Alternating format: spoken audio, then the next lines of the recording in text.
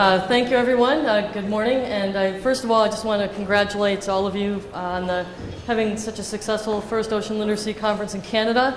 You guys did a wonderful, wonderful job. I'm going to get emotional because I feel like it's one of my children or something. I don't know. I'm so happy and excited to be here. And just listening this morning to Boris's presentation, I wasn't going to do this, but so I can have a conversation with some of you later. I started off as a marine ecologist, so that's my background. And then somewhere along the lines, I decided that, working in the ivory tower, no offense, may not be where I wanted to be. And so I went back and got a teaching certification. And I really focused a lot on education and evaluation, but my certification is for science for middle and high school students. So I feel everything that you guys have said all day, whether it's teaching students or with undergrads, and I'll talk a little bit about that. So when I put the presentation together, I was not sure some of these things were going to work, other than the background in ocean literacy, but I think we're going to have a good time. And please come see me later, because I have to move through some of this a little more quickly than I'd like. So this is just an overview of what I'm going to share with you today, a little bit about what we did in the US, how we had an influence on some of the things in the United States, what's happened across the world, very literally, with this campaign that we never in our lives anticipated, and some of the next steps. So before I go any further, I was talking to a few people earlier today, and I just want you, I'm a little bit of a wanderer, so don't mind me if I move around. When we started this ocean literacy campaign in the US, we started it because we realized that there was not a lot of ocean science content in the standards in the United States, and I'm sure that you can understand that feeling. Our goal was to get ocean science into the national standards, which, and from US perspective, the national standards don't mean that much because they're not mandated. But we wanted to make sure that got in. So we developed the ocean literacy brochure, which you all got a copy of, and the scope and sequence, which I'll talk a little bit about. But that was our real goal. And where things went from there, we were totally stunned and surprised, and you guys are part of this. So again, wasn't in the schools. How did we figure this out? We got a large group of people together, educators, scientists, policymakers. It took all of us to come to consensus on what was going on in ocean literacy and what we wanted people to learn, and specifically in the US, before they graduated from high school. So this is what we came up with the definition of ocean literacy. So they should be able to understand fundamental concepts, essential principles and fundamental concepts. You should be able to communicate about it in a meaningful way, which we've, again, talked a little bit about already today. And you can make responsible decisions. That really is the foundation of what we wanted to do. And it is all in this brochure. What were the 7 big ideas, which is essentially what this is? When we all sat down together, well, some of it was virtually, thanks to the College of Exploration, and sat down together in rooms, what did we want people to know about the ocean? What were the big 7 things? It took a while to come to consensus on the wording, on the language, but the big ideas were pretty much there. Okay? We did a revision, which is the guide that you have, in March of 2013. As we all know, science changes. Things in science change. So we had important concepts in here, like ocean acidification, which were not in the original version. So we did some updating. We also had a very large matrix for the educators, so they could take the information we were providing them with, go back to their administrators and say, this is really important, and I should do this in my classroom, and here's how it all really connects.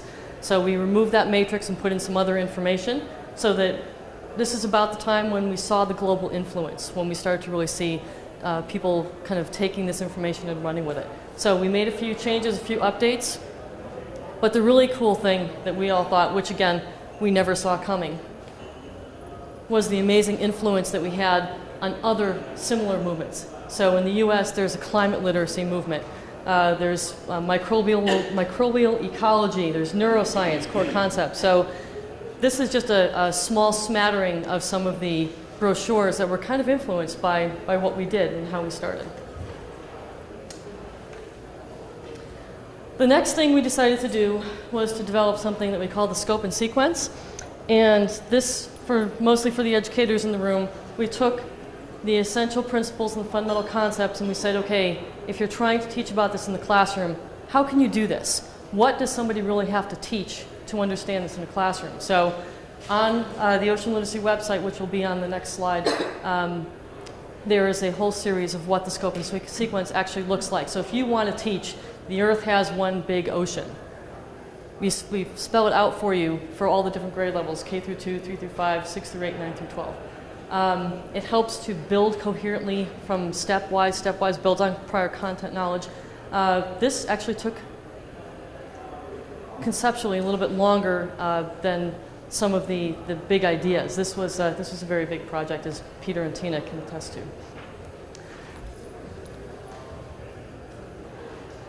So here's the Ocean Literacy campaign website hosted by the College of Exploration. And I should also just mention while you're writing that website down, all of the organizations listed here on the bottom were some of the influential organizations that really helped get this campaign going. So, and again, on behalf of all of these organizations, congratulations on everything that you've done. And we would all absolutely love to keep working with you as you move along, share some lessons learned. And that's actually what I really want to do today. So when I talk specifically about some of the next things, the influence that we had in the US and beyond, I want you to just be hopefully inspired by some of the things that we did. It's not going to be 100% applicable to everything that you do in Canada, but I hope you can find some interesting connections. And again, I'm here all day. I'm here on the field trips tomorrow. So please feel free to come and find me and let's work through some of these things together. Okay? So we have this brochure, we have the scope and sequence. What happened next? Okay, as I mentioned, we had the influence on, we were trying to influence the standards in the United States. We had been working on this for several years, and then along came the change of the standards. So the first thing I want to tell you is that this takes a long time. Be prepared for that, but start because you don't know when the next thing is going to happen. We didn't know when the standards were going to change in the United States because we kept hearing that they were not going to change. They did change, and we were ready. We were ready for it. So some of the advice that we specifically received from people who were involved in the next generation science standards, make it interdisciplinary. Really reach out to lots of different groups and organizations. Sell it as an integrated context. Focus on providing examples. One of the problems we have in the United States still to this day is that a lot of the examples that are provided are terrestrial, so they are earth-based. Show them how they can integrate water and the oceans and watersheds into their curriculum. Focus a little more locally, get to know some people, have some champions, really cultivate champions, I guess is one good way to say that. And really one thing that we were very good at is when the first draft of these next generation science standards came out, we literally sat in a room at one National Marine Educators Conference and went through it page by page, crafted a response, and all of these different organizations, plus many others, really literally submitted the same response. So we had this community that got together and said the same thing over and over. And when this next generation science standard document came out, we were credited with doing that, and it really made a big difference. So again, while we have national science education standards, they don't necessarily mean all that much. So from what I understand, you guys by province, your curriculum is by province. In the UK, I know it's a national curriculum. In the United States, it's very, very local.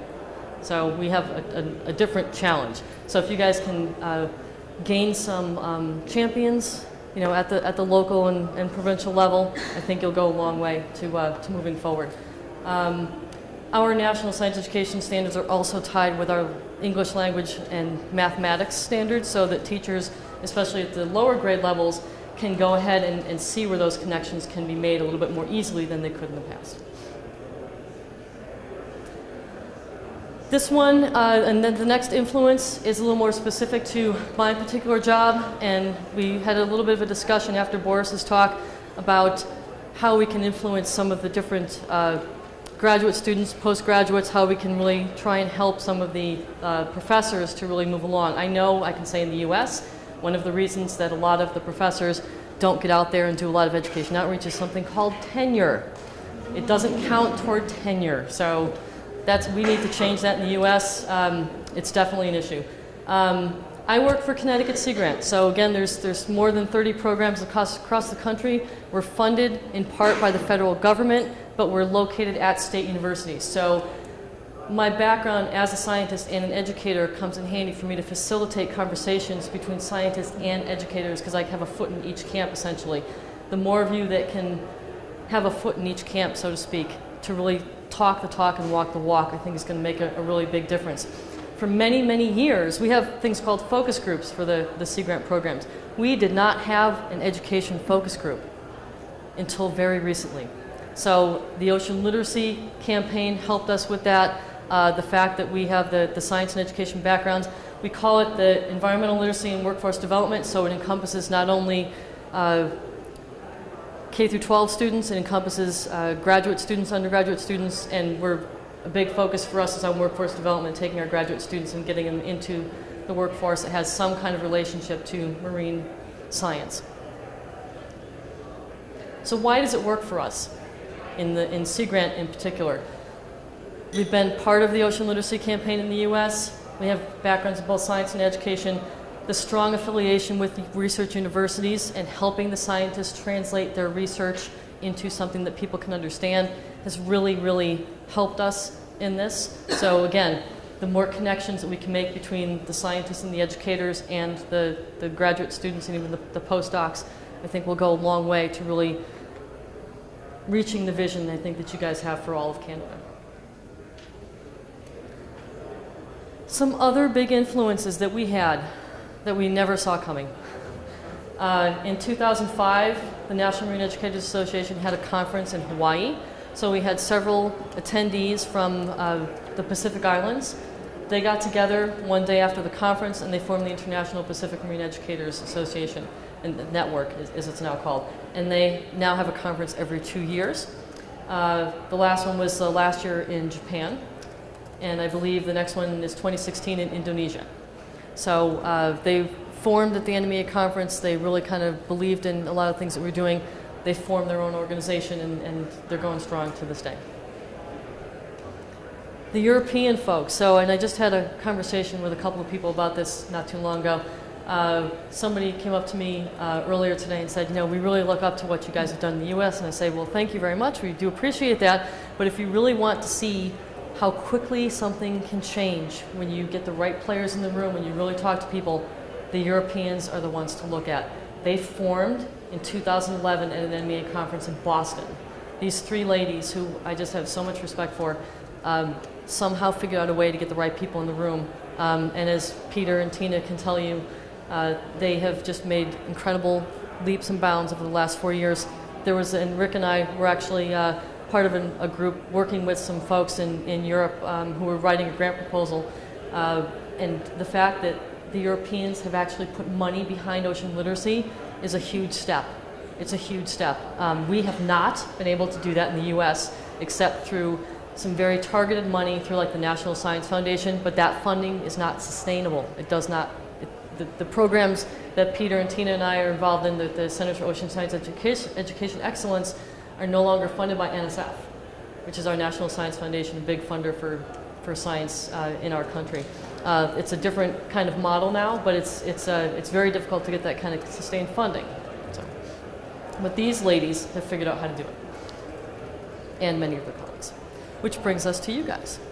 So take what you can from some of the things that we're saying right now.